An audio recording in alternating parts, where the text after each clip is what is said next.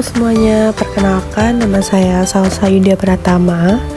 Jadi di sini saya akan menjelaskan materi mengenai model atom Thomson, dasar dualisme gelombang, dan pencetus teori kuantum. Langsung saja kita masuk materi yang pertama, yaitu model atom Thomson yang diajukan oleh Joseph John Thomson pada tahun 1904, sering disebut sebagai model plum pudding.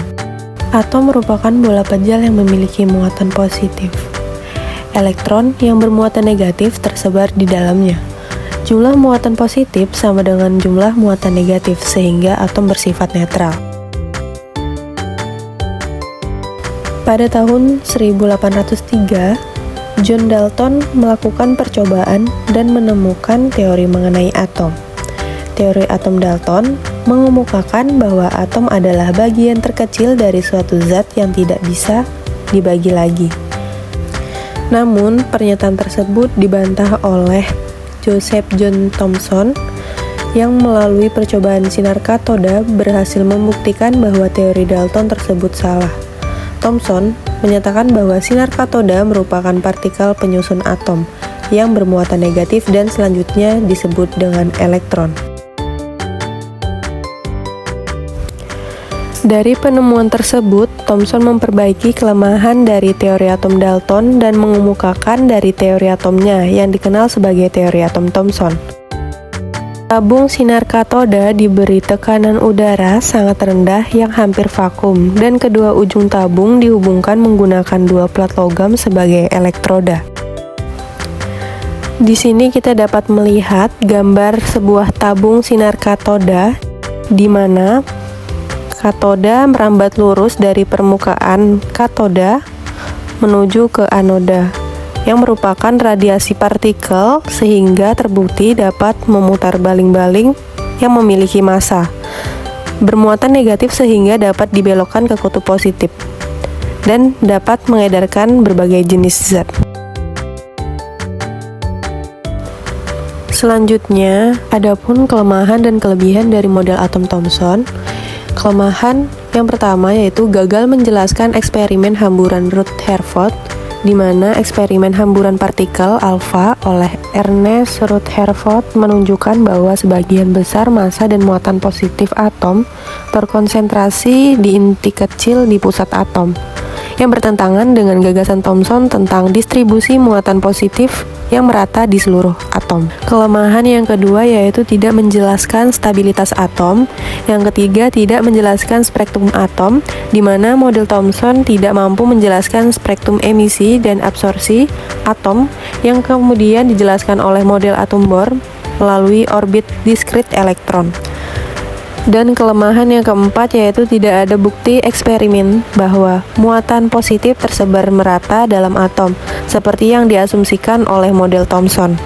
Selanjutnya yaitu adapun kelebihan dari model atom Thomson, yaitu dapat membuktikan adanya partikel lain yang bermuatan negatif dalam atom, yang berarti atom bukan merupakan bagian terkecil dari sebuah unsur seperti yang dikemukakan pada teori John Dalton.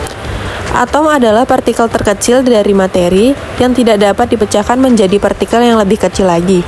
Yang kedua, Thomson dengan tepat menyatakan bahwa jumlah muatan positif dan negatif dalam atom seimbang sehingga atom bersifat netral. Selanjutnya kita masuk materi yang kedua, yaitu dasar dualisme gelombang partikel. Dualisme gelombang partikel adalah konsep dalam mekanika kuantum di mana cahaya dan materi menunjukkan sifat gelombang dan partikel. Cahaya bersifat dualitas, yaitu bersifat sebagai gelombang maupun sebagai foton. Sifat ini ditunjang oleh de Broglie yang menunjukkan secara eksperimen bahwa partikel yang bergerak dapat bertingkah laku sebagai gelombang. Sifat gelombang ditunjukkan pada peristiwa difraksi, interferensi, polarisasi, refleksi, dan refraksi. Sedangkan sifat partikel ditunjukkan pada peristiwa radiasi benda hitam, efek fotolistrik, dan efek Compton. Cahaya sebagai gelombang merupakan gelombang EM yang dapat merambat di ruang hampa. maka cahaya mempunyai panjang gelombang yang bersimbol lambda, frekuensi F, periode T, dan kecepatan rambat C. Cahaya sebagai partikel disebut dengan foton yang mempunyai momentum foton, yaitu P sama dengan H dibagi lambda.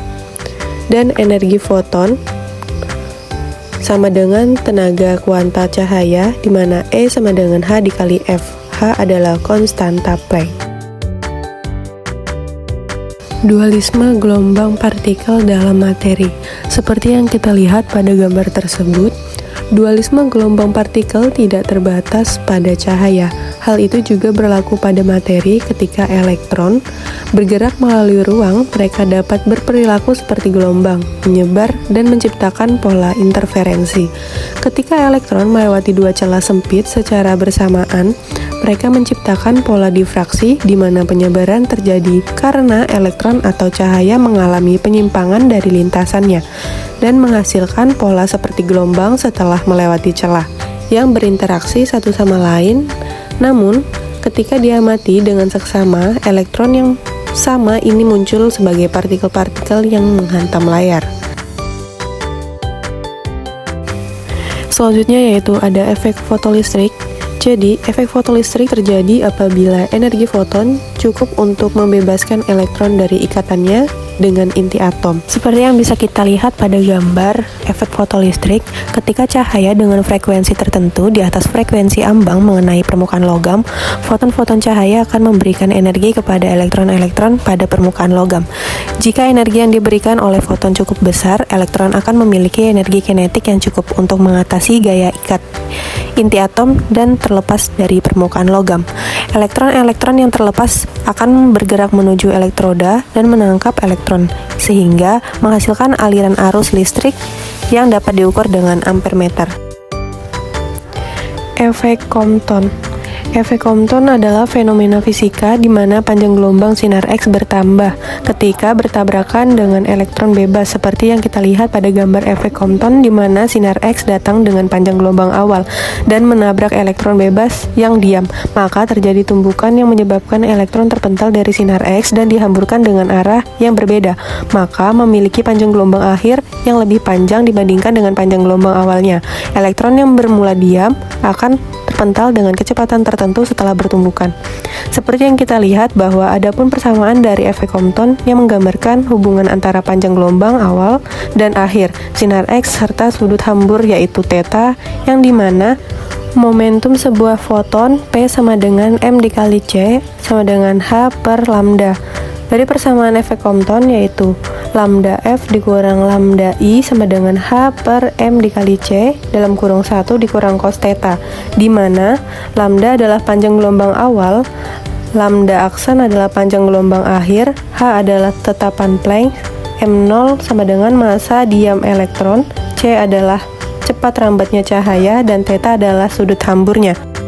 Radiasi benda hitam adalah radiasi elektromagnetik yang dipancarkan oleh benda ideal yang menyerap semua radiasi elektromagnetik yang mengenainya pada semua panjang gelombang, di mana pada gambar grafik sumbu X menunjukkan panjang gelombang radiasi dalam satuan nanometer, yang sesungguhnya menunjukkan intensitas radiasi benda per satuan luas per satuan gelombang dalam satuan watt per meter kubik.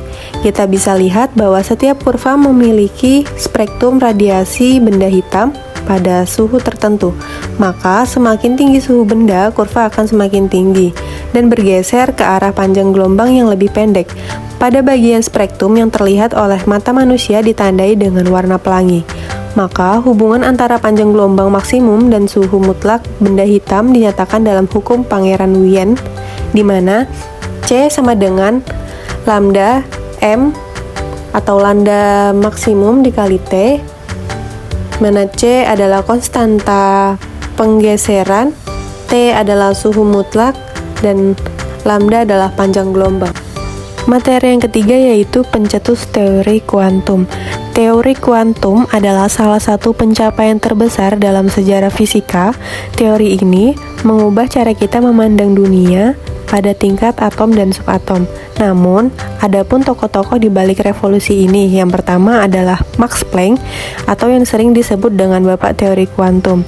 Perjalanan menuju teori kuantum dimulai dari upaya Max Planck dalam menjelaskan radiasi benda hitam. Planck menemukan bahwa energi radiasi tidak dipancarkan secara kontinu, melainkan dalam paket-paket diskret yang disebut dengan kuanta.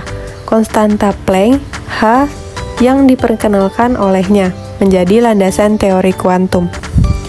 Yang kedua ada Albert Einstein, yaitu cahaya sebagai partikel, di mana Einstein melanjutkan pemikiran Planck dengan menjelaskan efek fotolistrik.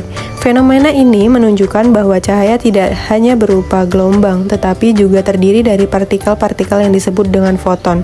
Einstein mengaitkan energi foton dengan frekuensinya melalui persamaan E sama dengan H dikali F, di mana E adalah energi dan H adalah konstanta Planck, dan F adalah frekuensi. Yang ketiga adalah Niels Bohr, yang menggabungkan konsep kuantum dengan model atom Rutherford. Ia mengusulkan bahwa elektron dalam atom hanya dapat menempati orbit-orbit tertentu dengan tingkat energi yang diskrit. Bohr juga memperkenalkan kuantisasi momen angguler elektron dalam atom. Selanjutnya yang keempat ada Louis de Broglie, di mana de Broglie menunjukkan hipotesis berani bahwa tidak hanya cahaya yang memiliki sifat dualitas gelombang partikel, tetapi juga materi seperti elektron. Yang kelima ada Erwin Schrödinger.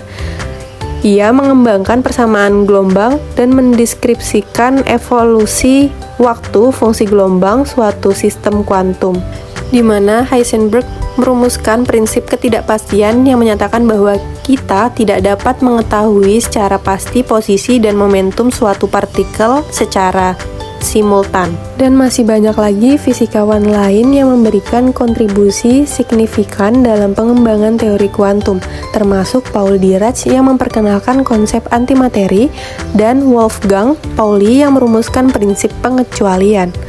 Mungkin sekian video penjelasan materi dari saya ucapkan terima kasih.